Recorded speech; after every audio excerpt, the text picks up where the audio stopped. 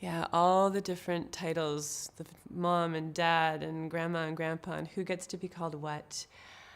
And that takes up a lot of space in these discussions, I've found. I think the very first thing is for the people who are going to be the primary parents, the usually two people who are going to be doing the hands-on, living with, diaper changing, up in the middle of the night people. I think those people really do deserve to get to figure out what they would like to be called first, whether it's mommy and mama or papa and daddy or any kind of variation on those things that works for them, because they are really going to be doing the work. And I think that the what you do kind of defines who you are. So if your donor is somebody who's a lovely person but really just kind of donated some genetic material and isn't really around much, it doesn't make a lot of sense unless everyone's comfortable with that to call him dad.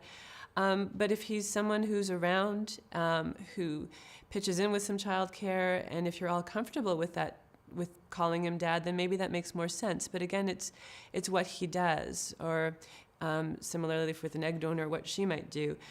And I think the same thing with grandparents. You know, grandparents do certain things. Maybe it's, you know, your donor's mother knits little sweaters for the baby and sends Valentine's cards and really makes some kind of effort to be a part of your child's life. If you're comfortable with that, if that's a good thing and a positive thing for your family, then it might make sense to call her a grandmother because she's doing the kind of grandmotherly things that people do. So for example, our donor, for years, our kids called him Rob, and only in the last couple of years, they've actually started saying, "This is my dad, Rob." And they've sort of given him a dual role, and that really reflects the fact that he has been on board for their whole life, and that he's really stepped up to the plate.